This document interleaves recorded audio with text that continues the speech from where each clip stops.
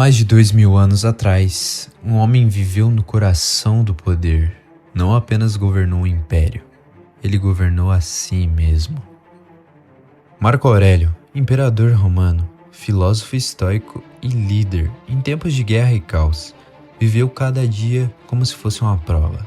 Para ele, a vida era um campo de batalha, não só fora, mas dentro da própria mente.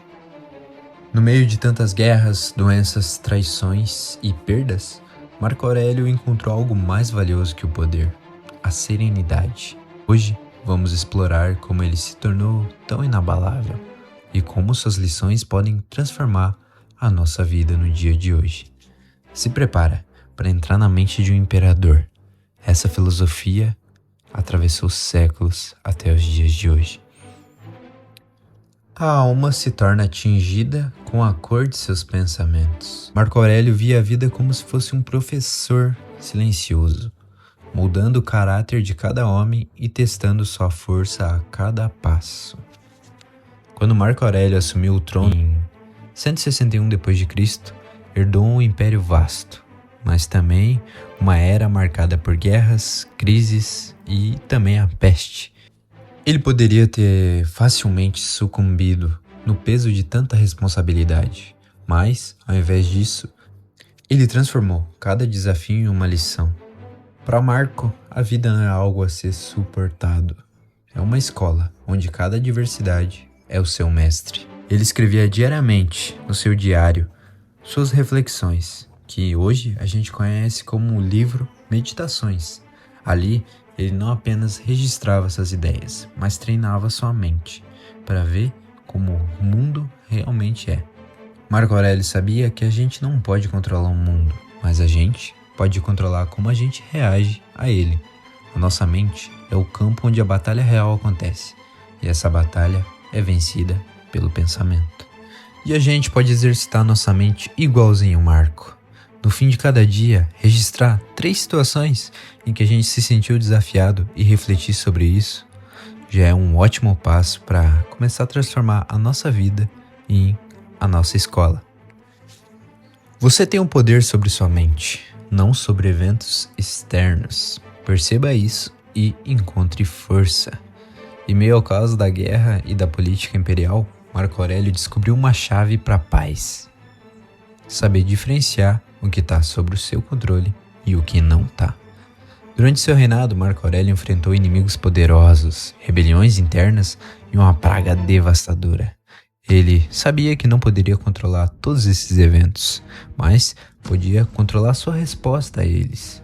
Em suas reflexões, ele escreveu que a nossa paz interior depende de uma decisão diária: escolher focar no que podemos mudar e aceitar coisas que não podemos mudar. Essa distinção, conhecida como a dicotomia do controle, é uma pedra fundamental do estoicismo. Para Marco Aurélio, dominar essa habilidade era como possuir uma armadura invisível, indetectável. Quando deixamos de lutar contra o inevitável, deixamos de gastar energia emocional em coisas que roubam a nossa paz. O verdadeiro poder não é em mudar o mundo, é em mudar si mesmo.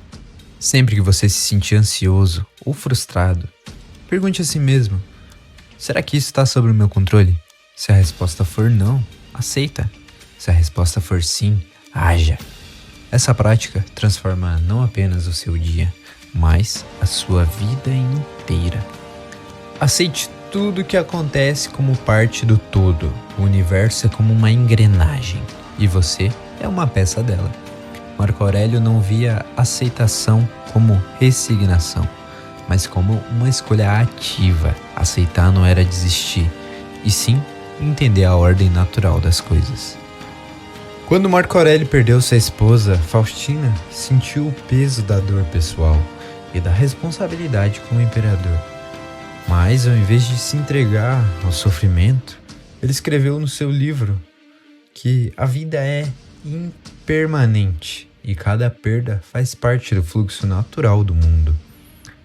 Essa visão não nasceu da resignação, nasceu da aceitação ativa.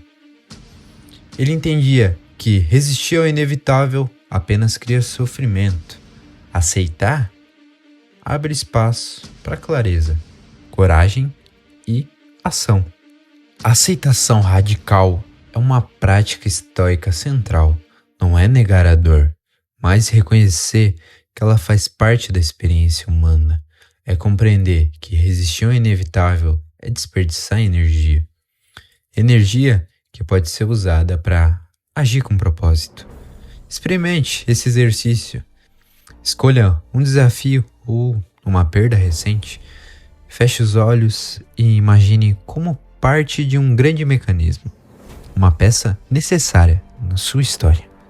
Pergunte-se, o que é que eu posso aprender com isso? E como que eu vou responder isso com serenidade? Essa prática vai fortalecer tua mente e transformar a tua dor em sabedoria. Você deve conquistar primeiro a si mesmo antes de conquistar o mundo. Marco Aurélio acreditava que a verdadeira força vinha da disciplina interior, o domínio de si mesmo, acima de qualquer coisa externa. Durante seu reinado, Marco Aurélio vivia entre guerras, crises políticas e a peste, como eu já disse. Mesmo assim, mantinha uma rotina rígida de acordar cedo, escrever suas reflexões, estudar filosofia, sim, ele era um estudioso, e revisar as suas ações diárias. Ele não governava apenas com o poder militar, ele governava com a sua própria mente. Essa disciplina não era fruto de força bruta, mas de um hábito consciente. Para Marco Aurélio, a automestria era o primeiro passo para liderar verdadeiramente. Você não pode levar a disciplina como uma punição, mas é um ato de amor próprio. É criar um terreno fértil, onde a virtude pode crescer. Marco Aurélio entendia que, sem controle sobre si mesmo, nenhuma vitória externa tem valor duradouro.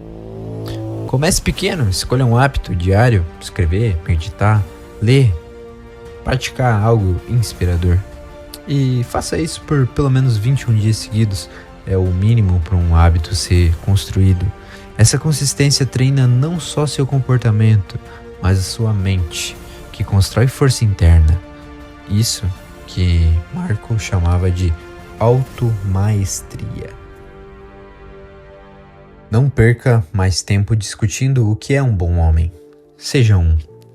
Marco Aurélio via a morte não como um fim aterrador, mas como parte natural do ciclo da vida. Uma realidade a ser contemplada e não temida. Em suas campanhas militares, Marco Aurélio frequentemente refletia sobre a própria finitude. Ele sabia que qualquer vitória iria ser temporária. Essa consciência o levava a valorizar cada momento e agir com integridade. Ao enfrentar a morte iminente de soldados, aliados e até dele mesmo, ele cultivava a serenidade, não por ausência de medo, mas pela compreensão e aceitação que tudo é passageiro. Aceitar a morte é libertador. Quando você entende que o tempo é limitado, cada escolha ganha significado. Marco Aurélio ensinava que viver bem é ter consciência da nossa impermanência nessa terra. Experimente, antes de dormir, se perguntar: e se amanhã fosse o meu último dia? Será que eu teria feito tudo o que eu queria hoje? Essa reflexão toca na ferida e muda a forma como você encara cada decisão e cada lugar onde você está botando seu tempo e energia. A tranquilidade vem de dentro, não a procure fora. Marco Aurélio governou em tempos turbulentos e ainda assim encontrou serenidade, que era sua verdadeira força. Durante a chamada crise do século II, Roma enfrentava guerras simultâneas e aquela praga que eu já falei aqui. Marco Aurélio poderia ter se desesperado, mas ele continuou centrado. Seus escritos revelam que sua prática diária de filosofia não era só teoria, mas vivencial. Ele transformava cada desafio em treino para a mente.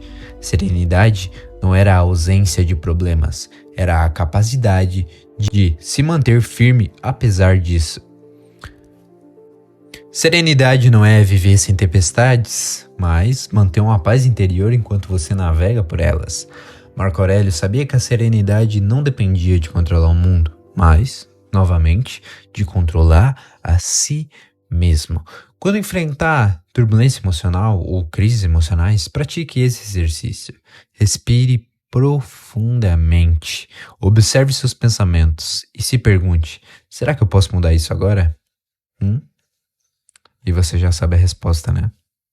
Marco Aurélio não era apenas um imperador. Foi um homem que se tornou mestre de si mesmo.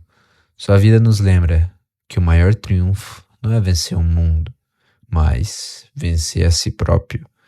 Isso é a verdadeira arte do estoicismo.